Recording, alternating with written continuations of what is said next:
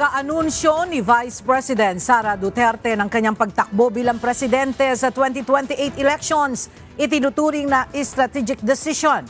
Impeachment na kinakaharap ng Vice Presidente maaaring maging balakid sa kanyang presidential bid, ayon sa isang kongresista.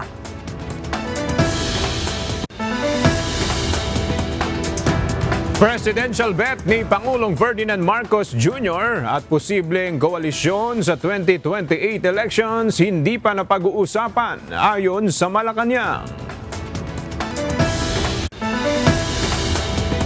Oath-taking ng nasa 2,000 promoted teachers sa Bulacan at Pampanga, sinaksihan ni Pangulong Ferdinand Marcos Jr.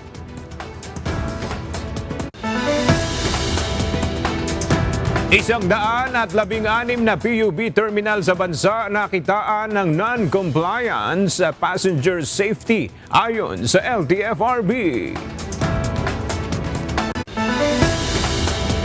8 patay sa avalanche sa California, isa pang skier patuloy na hinahanap ng mga rescuer.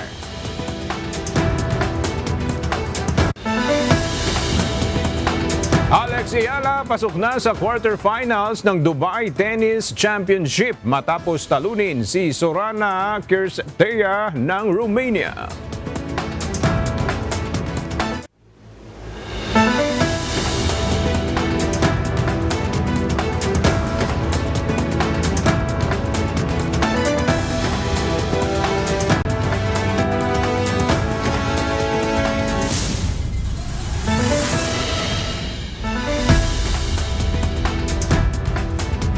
Magandang tanghali mga kasangbahay. Ngayon po ay araw ng Huwebes, February 19, 2026. Tayo po ay sabayang napapakinggan sa Radyo La Verdad 1350 ang UNTV Radio. At una sa mga balita ngayon tanghali.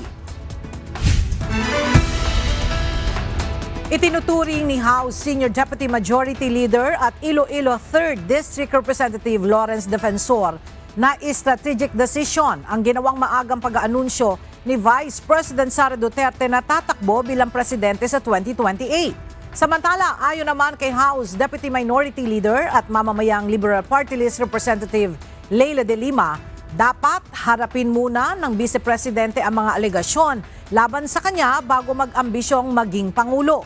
Ang detalye sa ulat ni Rosalie Coz. Naniniwala si House Senior Deputy Majority Leader at Iloilo 3rd District Representative Lawrence Defensor na posibleng may epekto sa gagawing pagboto ng lahat ng House members sa reklamong impeachment laban kay Vice President Sara Duterte ang ginawa nitong pag-aanunsyo ng kanyang planong tumakbo sa pagkapangulo sa 2028 national elections. Kaya itinuturing ng kongresista na strategic decision ang ginawa ng pangalawang pangulo. Sa gitna ito ng pagkakaroon pa rin ng mataas na public ratings ng Vice Presidente at pananatiling walang malakas na katunggali sa pagkapangulo sa susunod na national elections. It's a strategic decision to strengthen her following, lalo na't may mga impeachment complaints na nakahain laban sa kanya. Mabuti din para sa kanya para malaman niya kung sino talaga ang mga kakampi niya at kung sino ang hindi niya mga kakampi. It's an advantage for her right now. Nabanggit din ito na hanggat walang matibay na pantapat kay VP Duterte, apektado ang pag-usad ng reklamong impeachment sa Kamara. Sa ngayon, na malapit na ang 2028, you cannot discount the fact that the dynamics in Mindanao, the dynamics in NCR and the Visayas is different, and that the Vice President is ahead in terms of ratings. So unless there is a strong contender against the Vice President who will say that the impeachment is worth pursuing, I do not see it yet as going beyond the Committee on Justice for deliberation and determination of sufficiency in form and substance.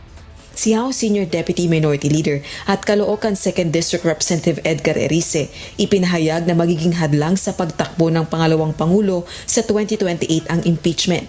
Pero paniniwala rin nito magkakaroon ng matinding epekto kung tuluyang makoconvict si VP Duterte. Kapag kinonvict si VP Sara, magagalit yung kanyang supporters, which is about 30+% ngayon, baka mag-gather pa ng public sympathy, baka kahit sinong Duterte ang lumaban, manalo. Hindi naman nagulat si House Deputy Minority Leader at mamayang Liberal Party List Representative Leila de Lima sa deklarasyon ni VP Duterte. Pero anya, dapat harapin muna ng Vice Presidente ang mga aligasyon laban sa kanya bago mag-ambisyong maging Pangulo.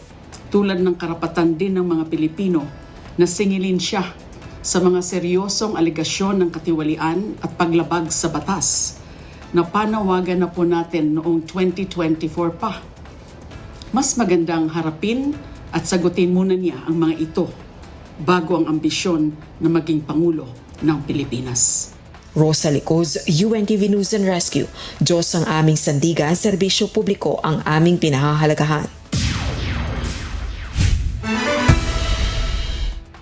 Inihayag ngayon ni Palace Press Officer Undersecretary Claire Castro na wala pang sinabi si Pangulong Ferdinand Marcos Jr. na kanyang pambato para tumakbo sa pagka-presidente, gayon din ang posibleng koalisyon para sa darating na 2028 elections. Ayon kay Yuse Castro, sa ngayon ay hindi pa kasama sa agenda ng PBBM administration ang anumang usapang politika at mga plano para sa susunod na halalan. Sinabi pa ng opisyal na masyado pang maaga sa ngayon ang mag-isip ng para sa politika at i-promote agad ang sarili, imbis na ang bansa ang unahin. Ginawa ni Castro ang pahayag kasunod ng pag-anunsyo ni Vice President Sara Duterte ng kanyang planong pagtakbo bilang presidente sa 2028 elections.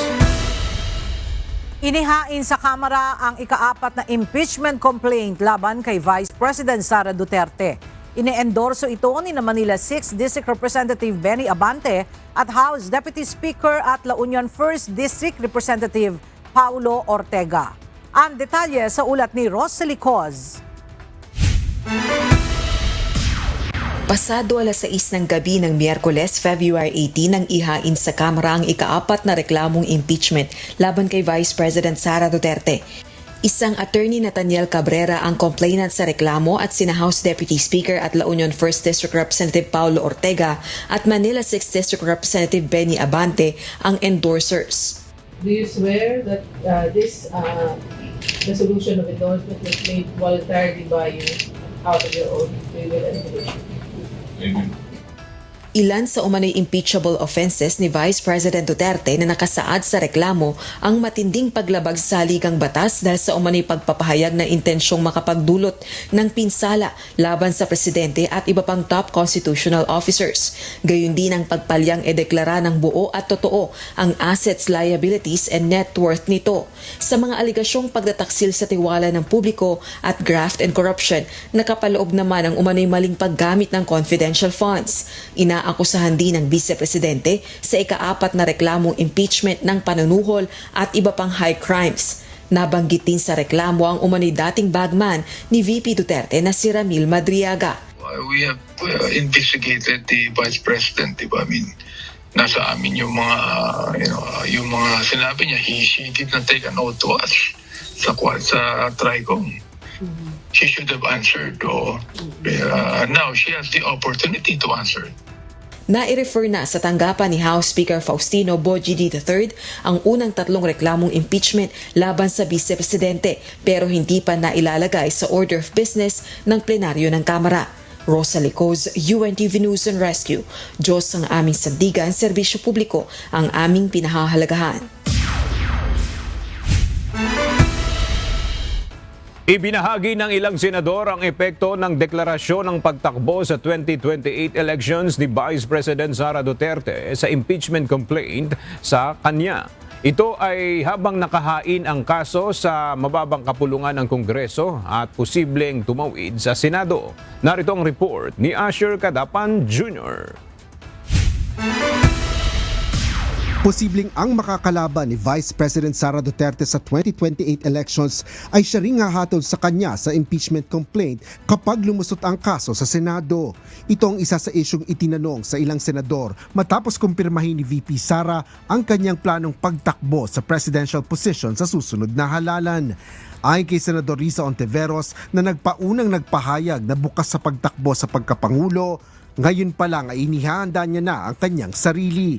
Partikular ito sa posibilidad na may umabot na impeachment sa Senado kung saan malinaw anya sa kanya ang tungkulin doon. Malinaw sa amin dito sa Senado na kung may umabot sa aming impeachment complaints, kami magiging senator judges at magdidesisyon kami at boboto dun sa issue batay sa mga ebidensyang dun pa lang na ipepresenta sa amin. Like most everything that comes before the Senate, usapin yan ng demand for accountability ng ating mga kababayan na answerable lahat kami na nagtatrabaho sa gobyerno, including yung highest officials na. Para naman kay Senate President Vicente Sotto III, walang halaga kung kandidato o hindi ang isang opisyal pagdating sa impeachment proceedings. The senators are expected to be impartial always, no matter who is going to be charged or kanino mang articles of impeachment ang sumampa sa amin. We are expected to be impartial. Paliwanag naman ni Senador Sherwin Gatchalian, iba ang deklarasyon ni VP Duterte ng kanyang presidential bid at iba rin ang proseso at ebidensya sa Senado. Iba naman ang impeachment dahil dito titignan yung mga ebidensya, titignan natin kung yung mga represent ng mga prosecutors. So sa tingin ko, iba naman ang takbo ng impeachment pagdating sa election. Sinagot rin ni Senador Erwin Tulfo kung may nakikita itong epekto sa impeachment ng deklarasyon ng pangalawang Pangulo. Wala naman siguro epekto yun, pag tumakbo ka, di ba? Kung lumusot sa Congress, dadalhin dito. Kaya lang, sorry, potential na kalaban niya sa 2028 kasi yung maglilitis at paghahatol sa kanya. Hindi ko na alam, ayaw ko na sagutin niya kasi kung magiging part ako ng umabot dito. Binigyan din naman ang kilalang kaalyado ng mga Duterte na si Senador Christopher Lawrence Bongo na dapat maging patas ang impeachment trial kay VP Sara Duterte. Ihiwalay po natin ang politika sa impeachment. Trabaho po namin yan, mandato po namin yan bilang isang senador. Natitingnan po yung ebidensya, kung meron man. Asher Cadapan Jr., UNTV News and Rescue. Diyos ang aming sandigan, serbisyo publiko ang aming pinahahalagahan. Agad na sumagot ang kampo ni Vice President Sara Duterte matapos maihain kagabi, February 18, sa Kamara ang ika-4 na impeachment complaint laban sa pangalawang Pangulo. Iginiit ng defense team na ang dami o dalas ng paghahain ng nasabing reklamo ay hindi basehan para ituring na katotohanan na ito. Dagdag pa ng mga abogado ni VP Duterte na gaya sa mga naunang complaints ay handa nilang sagutin ang lahat ng mga paratang sa tamang panahon at proseso alinsunod sa itinakda ng konstitusyon at mga umiiral na batas. Naniniwala ang prominenteng kritiko ni dating Pangulong Rodrigo Duterte na si mamamayang Liberal Party List Representative Leila De Lima na propaganda at legal strategy lamang ang pinakahuling pahayag ng dating presidente kaugnay ng International Criminal Court o ICC. Patunay din anya itong kayang ipagtanggol ni Duterte ang kanyang sarili sa gitna ng kinakaharap na kasong crimes against humanity. Mula sa House of Representatives, may live report si Rosa Licos.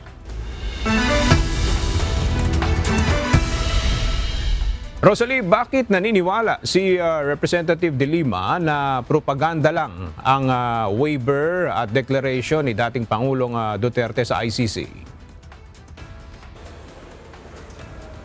Aga nasa katinuan si dating Pangulong Rodrigo Duterte at ang waiver at deklarasyon nito sa International Criminal Court o ICC ang katunayan nito. Ayon yan sa kilalang kritiko ng dating Pangulo na si mamayang Liberal Party List Representative Leila De Lima.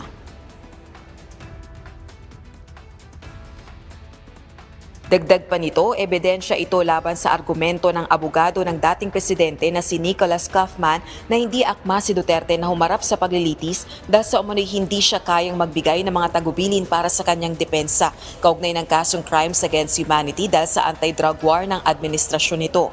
Sa kanyang sulat sa ICC, inihayag ni Duterte ang pagtangging dumalo sa confirmation of charges hearing ng ICC sa February 23 hanggang 27. Sinabi rin itong sinusuko niya ang kanyang karapatang personal na dumalo sa pagdinig. Pero para kay Congresswoman De Lima, propaganda at legal strategy ito. Propaganda para umano ipakitang hindi nagpapasindak si Duterte pero umaapela sa damdamin ng publiko sa pagsasabing inaasahan na niyang sa loob na siya ng bilangguan, babawian ng buhay.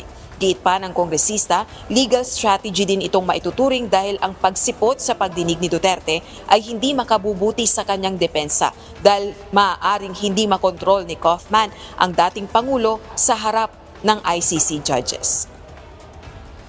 Kaya aga ang paniniwala rin ni Congresswoman De Lima ay hindi si Duterte ang mismong gumawa ng pahayag nito para sa ICC. Balik sa iyo, Aga. Maraming salamat, Rosalie Cos. Tumangging humarap sa kanyang confirmation of charges hearing sa February 23 si dating Pangulong Rodrigo Duterte. Sa kanyang waiver na ipinadala sa International Criminal Court o ICC, binigyan diin ito na matanda at mahina na siya. Narito ang report ni Dante Amento. Inihayag ni dating Pangulong Rodrigo Duterte ang kanyang pagtanggi na dumalo sa confirmation of charges hearing ng International Criminal Court na nakatakdang isagawa sa February 23 hanggang February 27. Sa kanyang sulat sa ICC, sinabi ni Duterte na wini-waive o isinusuko na niya ang kanyang karapatang personal na dumalo sa pagdinig. Anya, nauunawaan niya ang mga posibleng maging resulta ng desisyong ito matapos ang konsultasyon sa kanyang mga abogado. Kabilang sa mga inilatag na dahilan ng dating Pangulo ay ang hindi niya pagkilala sa jurisdiksyon ng ICC sa kanya. Iginiit din niya na sapilitan siyang dinala sa The Hague na labag sa konstitusyon. Tahasan din niyang tinawag na kidnapping ang ginawa sa kanya sa tulong ng tanggapan ng kasalukuyang Pangulo ng Pilipinas. Itinuturing din ni Duterte na isang malaking kasinungalingan ang mga aligasyon na pinamunuan niya ang isang pulisiya ng extrajudicial killings. Pakanalamang anya ito ng kanyang mga kalaban sa politika at batay sa testimonya ng mga saksing walang kredibilidad. Binigyang diin ng dating presidente na matanda, pagod at mahina na siya. Hiling niya ang anya'y katahimikan sa loob ng kanyang selda. Tanggap na rin niya ang posibilidad na mamatay siya sa loob ng bilangguan. Sa huli, muli niyang ipinagmalaki ang naging ligasiya, serbisyo at pagmamahal sa Pilipinas. Mananatili isang lingkod ng mga Pilipino. Dante Amento, UNTV, News and Rescue. Diyos ang aming sandigan, serbisyo publiko ang aming pinahahalagahan. Naniniwala ang isang Assistant Counsel to the International Criminal Court o ICC na posibleng mabanggit ang pangalan ni Vice President Sara Duterte sa gagawing paglilitis laban sa kanyang ama na si former President Rodrigo Duterte. Ito ay kaugnay ng kasong crimes against humanity na isinampa laban sa dating Pangulo. Ang detalye sa report ni Evan Alvarez. Ako si Sara Duterte. Tatakbo bilang Pangulo ng Pilipinas. 2 taon bago ang 2028 national elections, inanunsyo kahapon ni Vice President Sara Duterte ang kanyang planong tumakbo bilang Pangulo. Ayon kay Assistant Counsel to the International Criminal Court, Attorney Cristina Conti, ang maagang announcement ni VP Sara ng kanyang kandidatura ay maaaring magpalutang sa umano'y naging papel nito sa war on drugs campaign ni former President Rodrigo Duterte. Isa sa dahilan kung bakit sinampahan ito ng kasong crimes against humanity sa International Criminal Court. Because with this early announcement, her role in the war on drugs could very well be put into the picture. Remember that the war on drugs, the scope of the case, runs from 2011 to 2019. Paliwanag ni Attorney Conti, ito'y dahil umupong mayor ng Davao City si VP Sara taong 2011 hanggang 2013 at nare-elect na alkalde taong 2016 hanggang 2022. Pasok sa timeline ng War on Drugs campaign ni dating Pangulong Duterte. At ang pagturing dito sa Davao Death Squad ay isang criminal enterprise na sa Davao sa mayor, ang chief of police at iba pang mga susing tao ay naging kabahagi. Kaya hindi po ako magugulat kung mauungkat din na kabahagi si Sara Duterte ng investigasyon ng crimes against humanity sa kaso ng patay. Giit pa nito, hindi nakakagulat kung mabanggit ang pangalan ni VP Sara sa confirmation of charges ng kanyang ama o kung hindi man ay bakaan niya sa mismong pagdaraos ng paglilitis kay FPRRD. Samantala, naniniwala rin ito na walang epekto ang naging announcement ni VP Sara sa conduct of trial ni Duterte at schedule ng paggulong ng kaso nito sa International Criminal Court. Evan Alvarez, UNTV News and Rescue. Diyos ang aming sandigan, serbisyo publiko ang aming pinahahalagahan.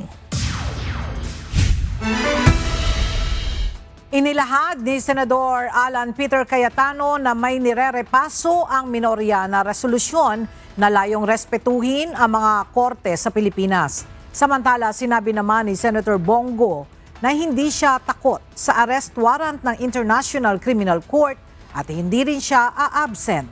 Ang detalye sa report ni Asher Cadapan Jr. Kung may problema, maaaring tumakbo sa mga korte sa Pilipinas. Ito ang esensya at diwa ng saligang batas ayon kay Senate Majority Floor Leader Alan Peter Cayetano. Sa gitna ito ng pagkakasangkot ni na Senators Ronald Bato de la Rosa at Christopher Lawrence Bongo sa kasong nakahain sa International Criminal Court o ICC. Partikular ito sa kasong Crimes Against Humanity na kinakaharap ni dating Pangulong Rodrigo Duterte kaugnay ng War on Drugs campaign sa ilalim ng kanyang administrasyon. Paliwanag ng nakababat ng Cayetano sa Senado, hindi maaaring kapag sinabi ng ICC o kahit anong international court na may arrest warrant ay dadamputin na lang sa Pilipinas at dadalhin sa ibang bansa. Kung ganoon anya ang interpretasyon ay napakadelikado. Samantala, iginiit ni Senador Bongo na mariin niyang tinututulan ang aligasyon sa dokumento mula sa Office of the Prosecutor ng ICC. Aniya, ang mga naturang pahayag sa ICC ay walang batayan, may kinikilingan at hindi patas sa kanyang bahagi. Importante rito, dapat fair po. Dumaan sa tamang proseso. Hindi naman po ako takot dahil wala naman po akong kasalanan.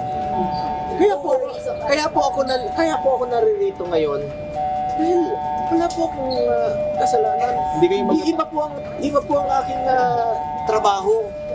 At si Pangulong Duterte naman po, ginawa lang niya lahat noon. Ang lahat, no? Sinugal niya ang kanyang buhay para po sa kinabukasan ng ating mga anak. Nang tanungin si Senador Bongo kung siya ay diliban sa Senado dahil sa arrest warrant gaya ng kasalukuyang ginagawa ng kasama nitong si Senador Bato de la Rosa, ito ang kanyang tugon. Kaya nga ako nandito eh. Ba't mo ako pinapa-absent? Asher Cadapan Jr., UNTV News and Rescue. Diyos ang aming sandigan, serbisyo publiko ang aming pinahahalagahan. Mariing itinanggi ng Malacanang ang pahayag ni dating Pangulong Rodrigo Duterte na siya umano'y kinidnap ng pamahalaan ng Pilipinas at sapilitang dinala sa International Criminal Court sa The Hague, Netherlands. Ayon sa isang panayam kay Palace Press Officer Undersecretary Claire Castro, sinabi nitong malinaw ang kahulugan ng kidnapping at ipinaliwanag niyang sa ilalim ng Republic Act 9851, pinahihintulutan ng pamahalaan ang pagdinig ng kaso sa isang international tribunal kung ito ay nagsimula na roon alinsunod sa Section 17 ng batas. Dagdag pa ni Castro, ang mga reklamo laban kay Duterte ay inihain ng mga Pilipinong nagsabing hindi sila nakakuha ng hustisya sa loob ng bansa. Maalalang lumiham ang dating Pangulo kahapon sa ICC upang ipahayag na hindi dadalo sa nakatakdang pagdinig sa susunod na linggo para sa kumpirmasyon ng mga kaso laban sa kanya dahil hindi niya kinikilala ang jurisdiksyon ng ICC. Tinatalakay ngayon sa University of the Philippines o UP ang naging desisyon ng Korte Suprema sa impeachment case laban kay Vice President Sara Duterte. Kabilang narito ang epekto ng desisyon sa mga susunod na ihahaing impeachment complaints. Mula sa Diliman, Quezon City, may report si Dante Amento live. Dante, ano na ang mga napag-usapan hinggil sa usapin ng impeachment kay VP Sara? Magandang umaga, Ella. Nagpapatuloy nga ngayon ang talakayan dito sa University of the Philippines o UP sa issue ng impeachment. Partikular na pinagtutuunan, Ella, ang pinakabagong desisyon ng Supreme Court sa impeachment case laban kay Vice President Sara Duterte. Kabilang sa speaker, sina retired Supreme Court Senior Associate Justice Antonio Carpio at Adolfo Ascuna. Karamihan sa mga audience dito, Ella, ay mga mag-aaral o law students ng UP. Ayon kay Carpio, may inconsistencies o magkakasalungat sa unang desisyon ng Korte noong July 25, 2025 sa resolusyon naman itong nakaraang January 28, 2026. Paliwanag ni Carpio, sa unang desisyon, sinabi ng Korte na kailangang may plenary hearing bilang bahagi ng proseso ng impeachment. Pero sa January 28 ruling nitong taon, sinabi ng mataas na hukuman na hindi na ito kailangan. Sa unang desisyon anya, walang binanggit na paglabag sa provision ng 10th session day, pero sa ruling resolusyon nitong Enero ay ininterpret ng Korte ang session day bilang calendar day. Naniniwala rin si Carpio na sumunod ang House of Representatives o Kamara sa proseso ng impeachment. Binatikos ito ang mataas na hukuman sa hindi pagkakaroon ng oral argument sa kaso. Suportado rin ni retired Justice Ascuna ang mga punto ni Carpio, pero sa huli nilinaw nito na may nagustuhan din naman siya sa ruling ng Korte, partikular na ang sinabi ng Supreme Court na hindi naman ibig sabihin ng kanilang desisyon ay pinapawalang sala ang Vice President. Yan ang ating update mula dito sa Quezon City. Balik sa iyo, Ella. Maraming salamat, Dante Amento. Pinatitingnan na ni Pangulong Ferdinand Marcos Jr. ang posibleng mga dapat na magawa para sa development ng Kalayaan Island Group, partikular na sa Pag-asa Island. Kinumpirma ng palasyo na may utos na ang Pangulo sa Department of Public Works and Highways para makita ang pangangailangan ng naturang lugar. Narito ang report ni Nel Maribohook. Inatasan ni Pangulong Ferdinand Marcos Jr. si Department of Public Works and Highways Secretary Vince Dizon na inspeksyonin ang Kalayaan Island Group para sa posibleng pagtatayo ng paliparan at daungan. Pangunahing layon nito na mapalakas ang turismo sa lugar. Ayon kay Palace Press Officer Undersecretary Claire Castro, ang naturang kautusan ay naglalayong makalikha ng mga bagong trabaho para sa mga lokal na residente. Sa ngayon po nakausap ko mismo si Sec Vince at inutusan po talaga sila ng Pangulo puntahan ang Kalayaan Group, Kalayaan Island Group at tignan po kung anong kinakailangan. At sila po ay magmumungkahi na gumawa doon ng port at ng airway. Ang kautusan na ito ng Pangulo ay kasabay ng pagbubukas ng Kalayaan Municipal Tourism Office ng limitadong slots para sa 9 na araw at 8 gabing tour packages ngayong Pebrero, kung saan dadaan naman sa masusing booking confirmation at istrikto ring ipatutupad ang pagsunod sa lokal na panuntunan sa pagbiyahe. Ayon kay Yusek Castro, may nakalaan namang pondo para sa development ng Kalayaan Island Group. Sa ating pagkakalam, 2025 ay may pondo. Pero ang sabi po sa akin ni Sec Vince Dizon kanina ay titignan po nila para po mapatupad kung ano yung nais ng Pangulo sa KIG. Ang Kalayaan Island Group ay matatagpuan sa West Philippine Sea at pinamamahalaan ng munisipalidad ng Kalayaan sa Palawan. Nel Maribuhok, UNTV News and Rescue. Diyos ang aming sandigan, serbisyo publiko ang aming pinahalagahan.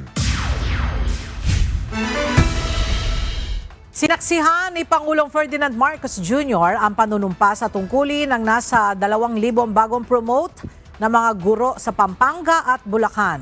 Ang seremonya ay bahagi ng malawakang implementasyon ng Career Progression for Public School Teachers and School Leaders Act.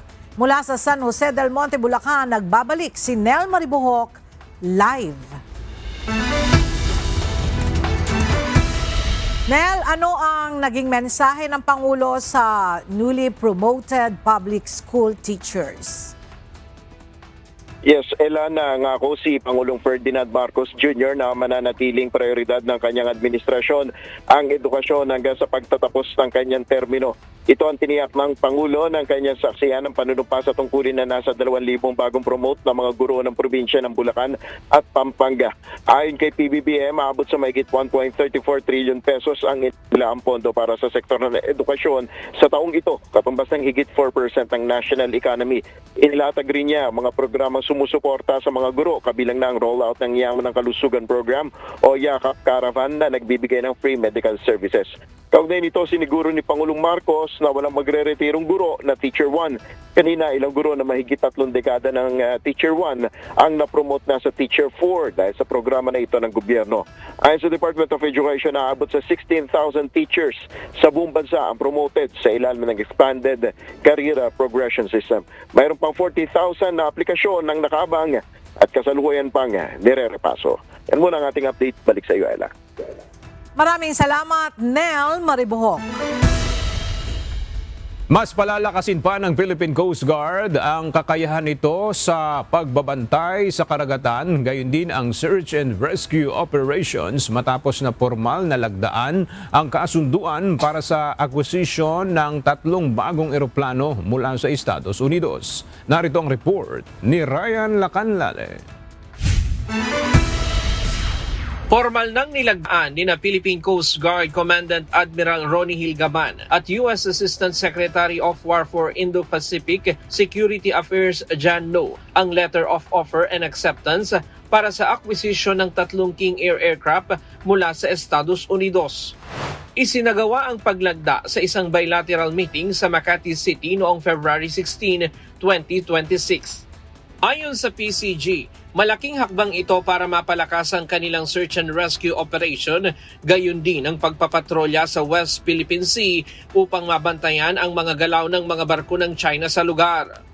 This is really a very big boost para sa ating MDA capability. We can carry out maritime domain awareness and accordingly, this aircraft will also be equipped with ISR, yung intelligence, security, and reconnaissance capability. So, ibig sabihin, it will be easier for us to document the presence of Chinese Coast Guard vessels, Chinese maritime militia, and even PLA Navy warship. Pinirmahan ang kasunduang ito kasunod ng serye ng insidente sa karagatan, kabilang ang nangyaring insidente sa MV Devon Bay sa West Philippine Sea at ang paglubog ng MV Tricia Kirsten III sa karagatan ng Basilan noong January 26, 2026. Na nagbigay diin sa pangangailangan ng mas mabilis at mas epektibong pagtugon sa mga emergency situation sa karagatan. Samantala, sinabi ng Sandataang Lakas ng Bansa na suportado nila ang mga inisyatiba na magpapalakas sa defense capability, interoperability at kahandaan ng bansa alinsunod sa umiiral na kasunduan at batas ng Pilipinas. Kasunod ito ng napagkasunduan sa 12th Strategic Dialogue sa pagitan ng Pilipinas at Estados Unidos nitong Lunes, kung saan nakapaloob ang patuloy na deployment ng mga cutting-edge missile at unmanned system sa bansa. Binigyang diin ng AFP na ang anumang deployment ng allied system ay nakatuon sa pagpapahusay ng pagsasanay, pagpapalawak ng domain awareness at pagpapatibay ng kolektibong depensa. Layunin din itong protektahan ng soberanya ng Pilipinas, tiyakin ang seguridad ng pambansang teritoryo at mapanatili ang kapayapaan at katatagan sa rehiyon. Matatandaang noong 2024, unang dinala sa bansa ang Typhoon missile system ng Estados Unidos na ginamit sa mga joint military exercise ng Pilipinas at Amerika. Habang noong 2025, dinala rin sa Pilipinas ang US Navy Marine Expeditionary Ship Interdiction System o Nemesis bilang bahagi ng pinalakas na kooperasyong pangdepensa ng dalawang bansa.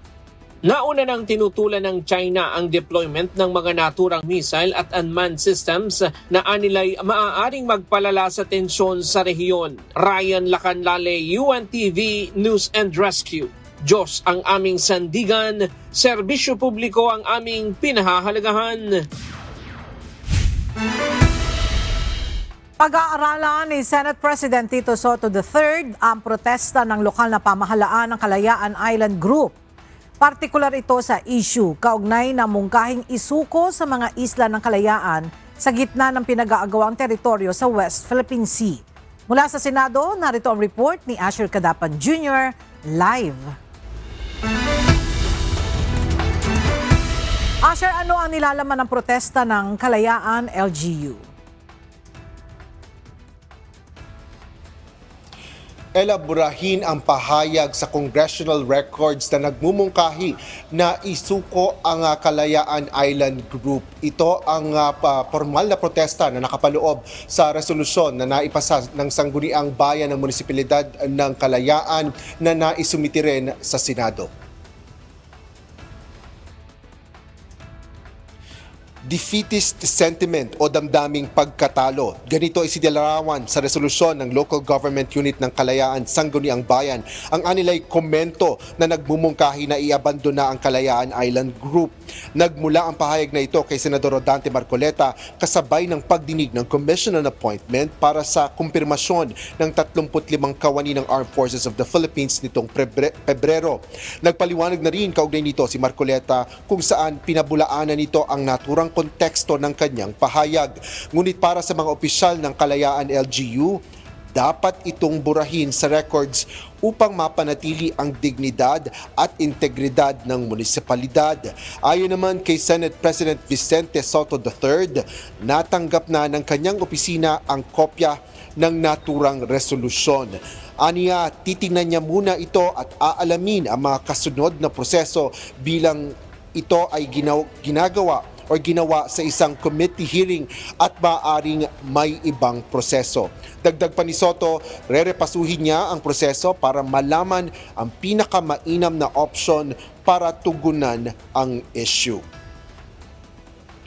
Sa isang pahayag ay sinabi rin ni Senador Marcoleta na ang naturang anyay baluktot na anggulo ay ginagamit ng ilan para ikagalit ng mga tao, kabilang na ang mga residente ng Kalayaan. Yan ang latest dito sa Senado. Balik sa iyo, Ella. Maraming salamat, Asher Cadapan Jr. Tinatalakay ng mga eksperto at opisyal ng pamahalaan ang lumalalang banta ng cyber attacks at foreign information manipulation sa isang high-level conference sa Makati City na nagsimula ngayong araw. Mula sa Makati City, may live report si Ryan Lacanlale.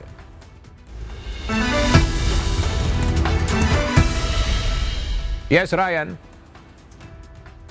Aga, isinasagawa ngayon sa Makati City ang 2 araw na conference tungkol sa banta ng lumalalang cyber attacks at foreign information manipulation sa rehiyon.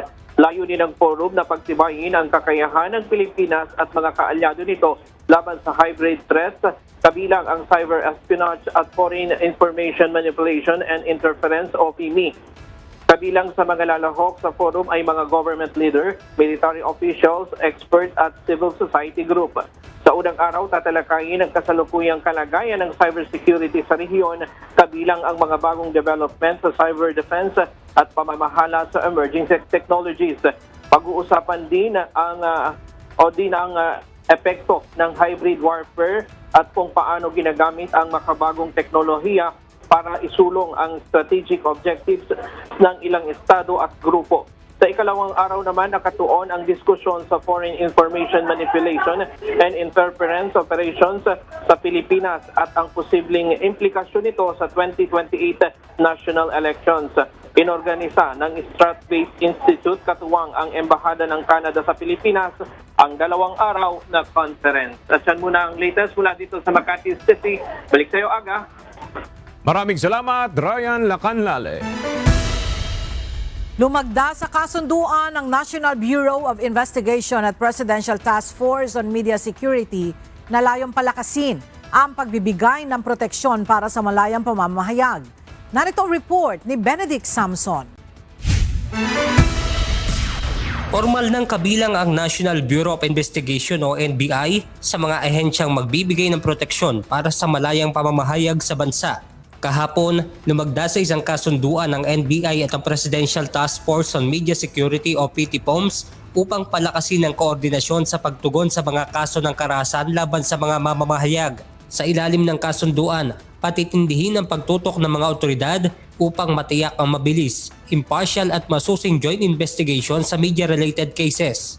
The NBI Media Defenders complement the whole of government approach under PTFOMS, where prevention, protection, prosecution, and policy reform work together to create a safer environment for media practice in this country. Itinalaga naman ni NBI Director Attorney Angelito Magno ang NBI Intelligence Service, Homicide Division at Public Relations and Information Division bilang mga pangunahing unit na tututok sa mga kaso. Magtatalaga rin ng isang focal person na magsisilbing point person sa koordinasyon at pagmamonitor ng mga investigasyon. Kasabay na rin po nating nag-iimbestiga o sumasama sa ating investigasyon ng ating prosecutor para po magabayan ng tama ang ating mga investigador. Kung ano man yung kakulangan namin sa paglakap ng ebidensya, ay nandyan po ang ating mga piskal o prosecutor para po tulungan na maigabay tayo sa tamang paglingap ng ebidensya. Naniniwala rin ang Presidential Task Force on Media Security na magiging malaki ang tulong ng NBI sa paglutas sa kaso ng karahasan sa mga media, lalo na at may integridad ang ahensya pagdating sa forensic at investigative capabilities. Benedict Samson, UNTV News and Rescue. Diyos ang aming sandigan, serbisyo publiko ang aming pinahahalagahan. Nasagip ng Philippine National Police Anti-Kidnapping Group ang isang negosyanteng Filipino-Chinese na dinukot at hiningan ng 50 million pesos ransom. Sa operasyon sa Quezon City, 3 suspek ang naaresto habang isa pa ang patuloy na tinutugis ng mga otoridad. Narito ang report ni Lea Ilagan. So nung una, tulad ng nabanggit ko kanina, ang akala ng pamilya ito ay case of missing person o kaya ang akala nila may pinuntan lang, bakit hindi nakabalik kasi dati naman sa alam nila kung kailan ito bumabalik sa kanilang bahay, but yun nga hindi ito bumabalik. Pinasok ng mga tauhan ng Philippine National Police Anti-Kidnapping Group ang isang bahay sa Quezon City. Ito ay matapos matanggap ang impormasyon na dito itinago ang kidnap victim na isang Filipino-Chinese businessman. Ayon kay AKG Director Police Brigadier General Glicerio Cancilao, February 12 nang i-report sa PNP na nawawala ang negosyanteng biktima.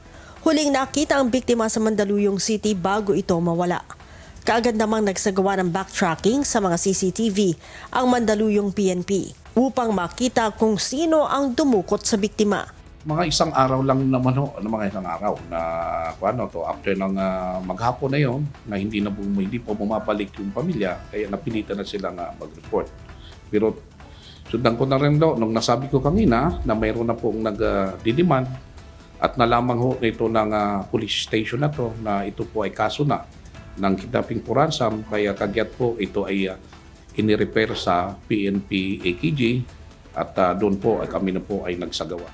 Sinabi ni Brigadier General Cancilao na humingi umano ng ransom na 50 million pesos ang mga salarin. Sa kalagitnaan ng negosasyon, nakahingi ang mga suspect ng 250,000 pesos sa pamamagitan ng electronic money transfer mula sa 15 million pesos na ransom money. Pumayag ang mga suspect na 4 na milyong piso na lamang ang ibigay ng pamilya ng biktima kapalit ng kalayaan nito. Ang 250,000 pesos na yon, ito yung mga habang nasa captivity pa yung biktima ay nagdidemand na sila na magpadala ng mga through GCash and PMaya. So may mga series of deposits na isinagawa. Yun na Then sa kalaunan ay pumayag na sila doon sa 4 million. Kaya nagkaroon na po tayo ng payoff. So sir, during the payoff, nagkaroon po ng tsansa ang ating mga operatiba na malocate ang kinaroroonan ng biktima at nang makuha ng ating mga operatiba at masigurado na maligtas na ito, ay nagsagawa na po na itong ng pag-aaresto kasi identified na rin, na nakita na rin namin doon sa kwan na ito ng mga suspects. Kaya kagyat ay ating pong isinagawa yung pag-aaresto dito sa mga suspects 3 suspect ang naaresto ng pulisya, pero isa pa ang patuloy nilang tinutugis na hinihinalang leader ng grupo. Ito ko na lang sasabihin mo sa inyo, papyaw lang muna. Ang leader nito ay may kinakaharap ding kaso. Maliban doon, sa sinasabi kong kinakaharap niyang kaso rin, ay mayroong pang kinakasaltan siya. Same case. Patuloy pa ang investigasyon at follow-up operations ng mga otoridad. Leia Ilagan, UNTV, News and Rescue. Diyos ang aming sandigan, serbisyo publiko ang aming pinahahalagahan. Malapit nang matapos ang temporary bridge connector na ginagawa sa lalawigan ng Isabela ayon sa Department of Public Works and Highways. Ito ang papalit pansamantala sa bumagsak na span ng Kabagan Santa Maria Bridge. Para sa detalye, makibalita tayo kay Jed Naresina, live. Jed, kailan target mabuksan itong ginagawang tulay sa Isabela?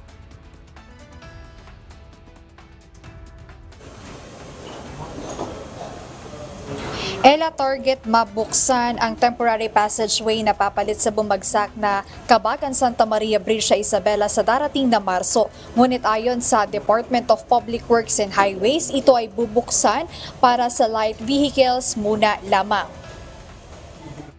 Nang matapos ang temporary bridge connector na papalit pansamantala sa bumagsak na span ng Kabagan Santa Maria Bridge sa lalawigan ng Isabela.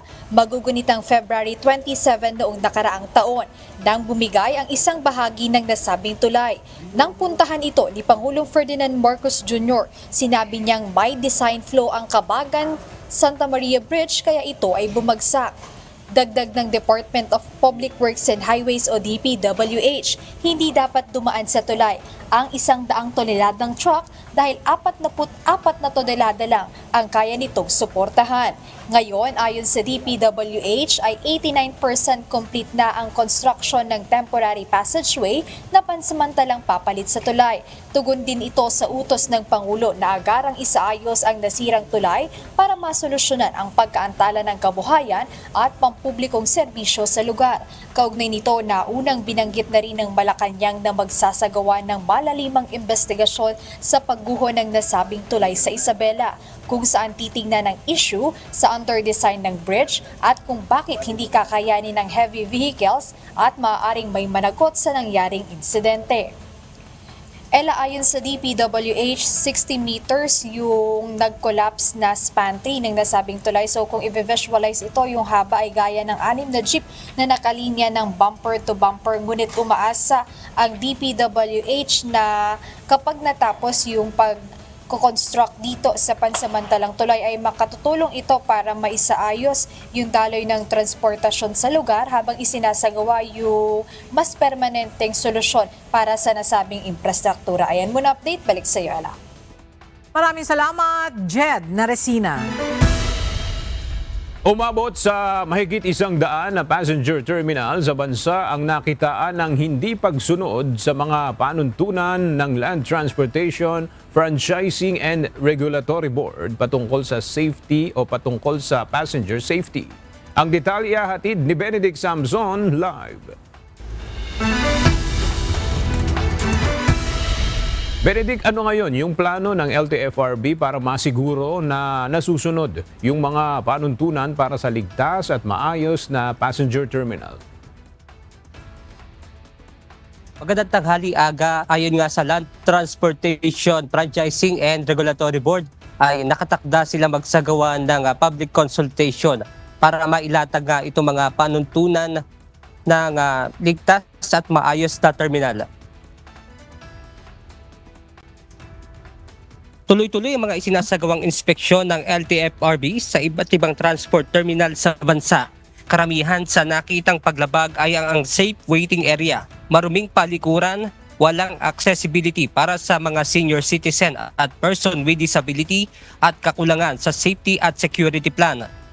Sa tala ng LTFRB, mula sa 240 na inspeksyon terminal, 116 dito ang nakitaan ng paglabag habang isa naman ang na-issuehan ng cease and desist order. may mga posible ring mapatawan ng revocation na makapag-operate dahil sa mga nakitang kapabayaan.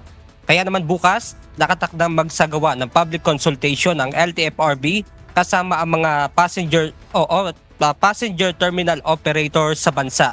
Ayon kay LTFRB Chairman Attorney Vigor Mendoza II, sentro ng public consultation ang pagtalakay sa mga requirements sa passenger terminal at diskusyon na rin para masiguro ang palitan ng ideya, lalo na sa mga maayos na terminal na pwedeng gayahin ng iba. Agad tiniyak din ng LTFRB na magiging regular na itong mga gagawin nilang surprise inspection. Kaya naman nararapat na ang pagsasaayos sa mga terminal sa bansa. At yan muna ang ating update mula rito sa Quezon City. Balik sa inyo dyan, Aga. Maraming salamat, Benedict Samson.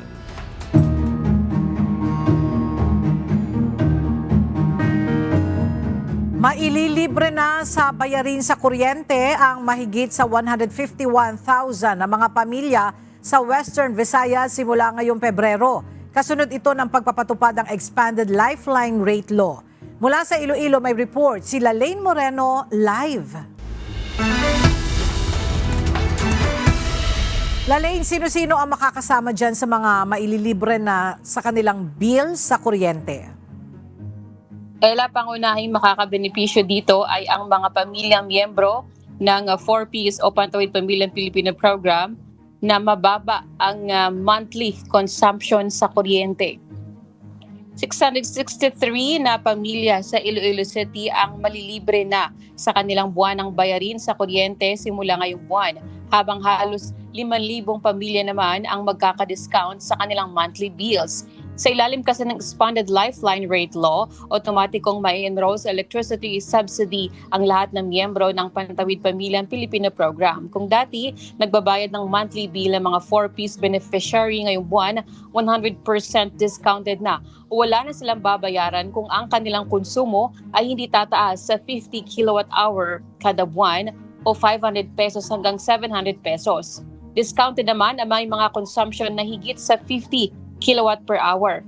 Ang mga hindi 4Ps pero mahihirap na pamilya na mababa ang monthly consumption ay maaaring mag-apply upang makakuha ng diskwento. Sa mga 4Ps qualified, hindi na kailangang mag-manual application. Lahat ng kwalipikadong pamilya na nasa pinakahuling lista ng DSWD ay otomatikong maisasama sa programa. Magkakaroon din muna ng data matching sa kanilang electricity utility provider dahil sa data sharing sa pagitan ng DSWD, DOE at ERC. Yan muna ating balita. Balik sa iyo, Ella. Maraming salamat, Lalaine Moreno. Patuloy pang lumalawak ang grass fire na unang naitala sa bahagi ng Little Cebu sa Lamitan City, Basilan. Makikita ang makapal na usok na bumabalot sa kabundukan sa lugar. Sinasabing mabilis ang pagkalat ng apoy dahil sa tuyong damo at malakas na hangin. Pinaalalahanan ang mga nakatira sa kalapit na komunidad na mag-ingat at iwasan muna ang apektadong bahagi habang hinihintay ang agarang responde ng mga otoridad. Sa ngayon wala pa namang naitatalang nasawi o nasugatan at patuloy ang ginagawang monitoring sa sitwasyon.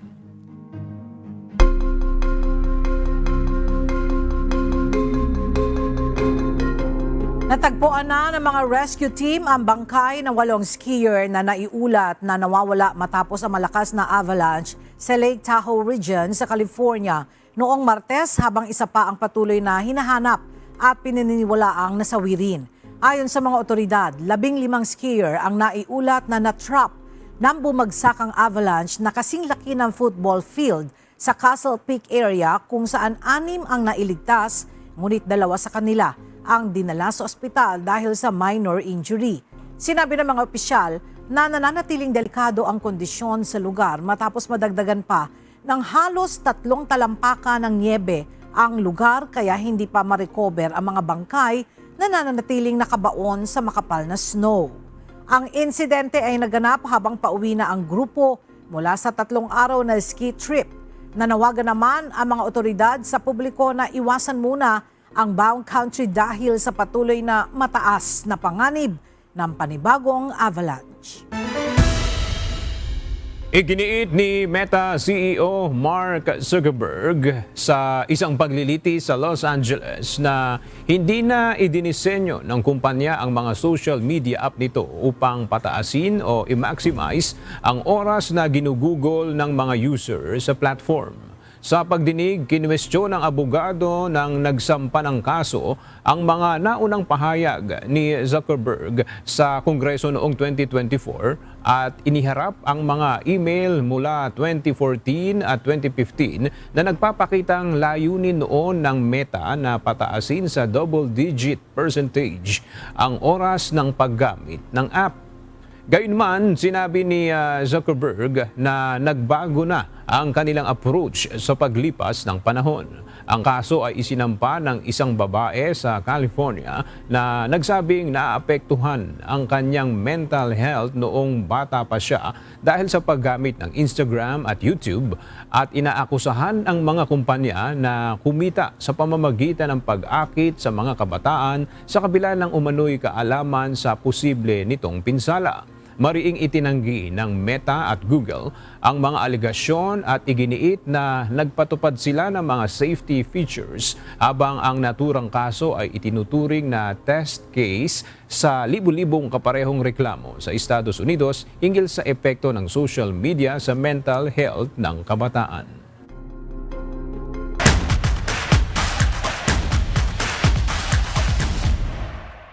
Puspusa ng paghahanda ng AFP Lady Gunner para sa nalalapit na pagbubukas ng UNTV Volleyball League Season 4. Sa kanilang training, tinutukan nila ang mas matibay na depensa at mabilis na transition plays. Ang detalye sa report ni Rina Villamor, Camera.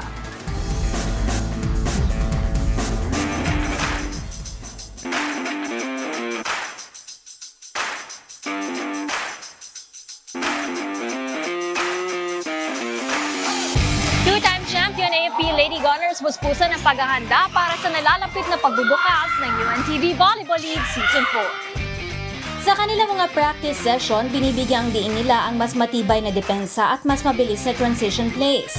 Bagay na inaasahang magiging susi sa kanilang laban kontra sa mga kapwa malalakas na kupunan. Ang kanilang coaching staff ay nakatutok sa paghasa ng chemistry ng bawat manlalaro upang mas maging solid ang kanilang execution sa court. Sa UVL, hindi lamang lakas at galing ang kailangan kundi pati tibay ng loob sa harap ng pressure ng malalaking crowd at matitinding kalaban.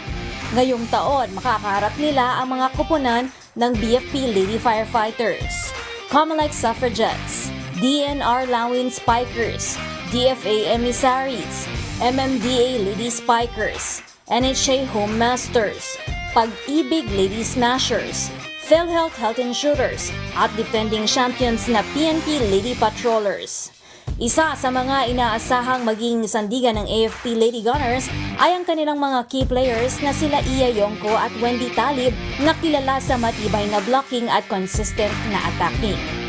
Dagdag pa sa kanilang pwersa ngayong taon ang mga former national players na sina Nene Bautista, Josa Cabalsa at Jane Gonzalez. Ayon kay Coach Randy Faliorina, mas bigati na ngayon ang kompetisyon. Hindi na tulad kasi dati na may dalawang import lang. Then ngayon, may 3 import na talaga. At ang maganda pa ron, mas malalakas yung import ngayon. Kailangan talaga namin porsigihin yung mga kasama namin, especially yung 2 import namin na talagang sila yung magtatrabaho. Kasi yung ibang kalaban, 3 import talaga. Napakahirap na kalabanin ng ganun.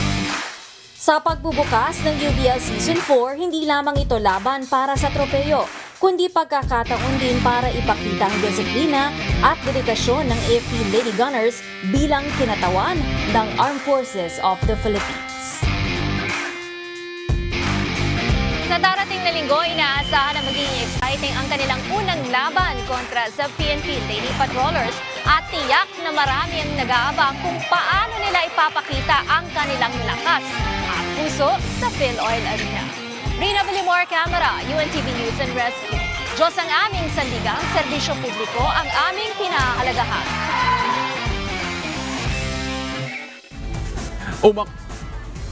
Umakyat na sa quarterfinals ng Dubai Tennis Championships ang Pinay tennis star na si Alex Ayala matapos nitong talunin si Sorana Cirstea ng Romania.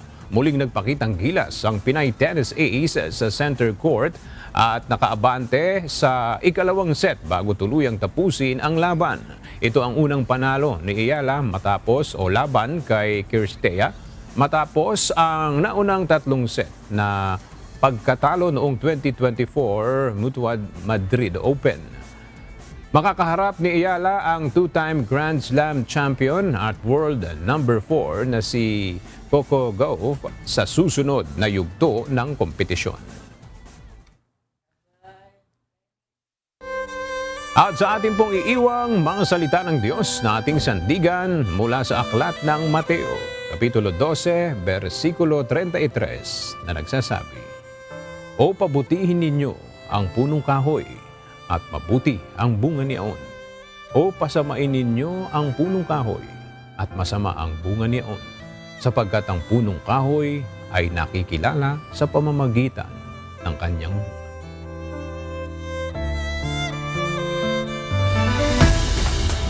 At yan ang mga balitang aming tinutukan at inaksyonan dahil sa aming pagbabalita, una ang pagkalinga sa kapwa. UNTV CE News, may balita saan mang panig ng daigdig. At dito sa UNTV, Diyos ang aming sandigan, serbisyo publiko ang aming pinahahalagahan. Magandang tanghali.